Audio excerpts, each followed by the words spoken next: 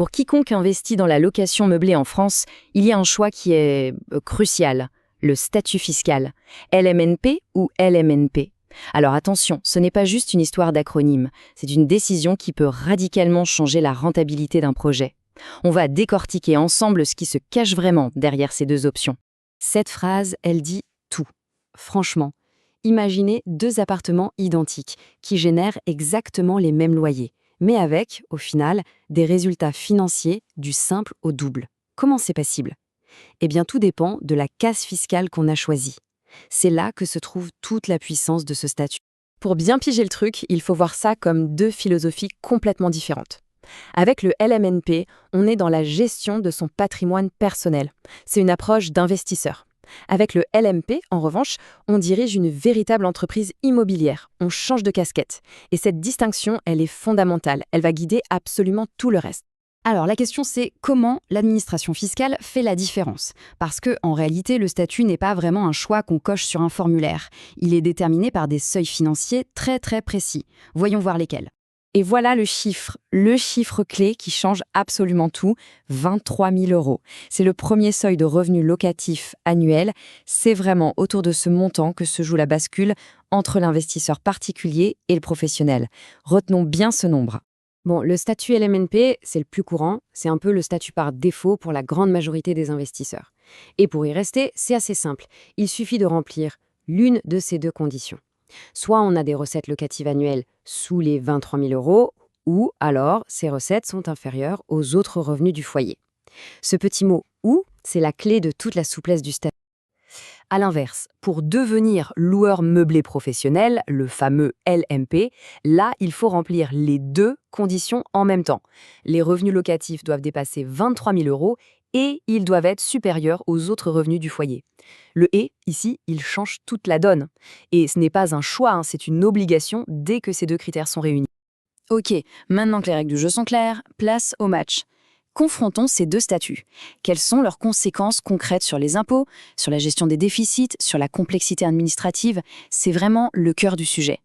Le statut LMNP, surtout quand on choisit le régime réel, il agit comme un véritable parapluie fiscal. Ce régime, en fait, il permet de déduire l'amortissement du bien, c'est-à-dire sa perte de valeur théorique dans le temps.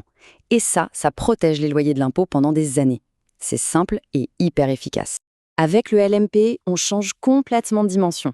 Là, on ne gère plus simplement un bien, on pilote une activité professionnelle à part entière. Alors oui, ça ouvre des possibilités fiscales beaucoup plus puissantes, mais ça implique aussi des responsabilités et des contraintes bien plus lourdes. Exactement comme pour n'importe quel chef d'entreprise. Ce tableau, il résume bien les grosses différences. La plus frappante, pour moi, c'est la gestion des déficits. En LMP, si l'activité génère une perte, eh bien ce déficit peut venir réduire l'impôt sur le revenu global, celui d'un salaire par exemple. C'est un levier fiscal énorme. Mais en contrepartie, attention, il faut payer des cotisations sociales, ce qui n'est pas le cas en LMNP. Et puis bien sûr, la fiscalité des plus-values et la complexité générale sont radicalement différentes. Attention, là on aborde un point de vigilance majeur.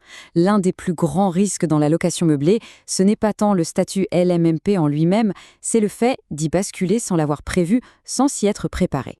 La question est très directe et elle est essentielle.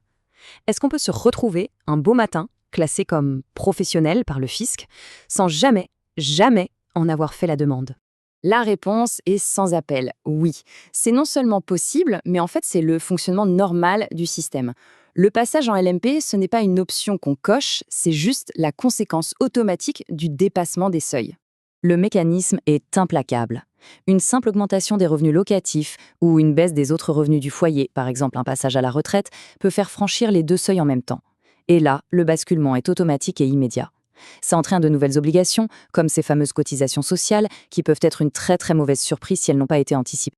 Donc on voit bien que la question, ce n'est pas de savoir quel statut est le meilleur dans l'absolu. Ça n'a pas de sens. La vraie question, c'est de définir une stratégie claire pour son investissement et de piloter son activité pour rester dans la case qui correspond à ses propres objectifs. Pour résumer, si on doit retenir 4 points clés. 1. Le LMNP est idéal pour une gestion patrimoniale simple et optimisée. 2. Le LMP offre un levier fiscal plus puissant, mais avec les contraintes d'une vraie entreprise. 3. Quel que soit le statut, le régime réel, celui qui permet l'amortissement, est quasi toujours la clé de la performance. Et enfin 4. L'accompagnement d'un expert comptable, ce n'est pas un luxe, c'est une nécessité pour naviguer sereinement là-dedans. Voilà l'idée finale qu'il faut vraiment garder en tête. Le statut LMP, ce n'est pas un ennemi. Ça peut même être une excellente stratégie pour ceux qui veulent faire de l'immobilier leur activité principale. Le véritable danger, c'est de subir ce statut plutôt que de le choisir. C'est d'y basculer par accident, sans avoir anticipé ni les coûts ni les obligations qui vont avec. Au fond, la question essentielle, c'est celle-ci.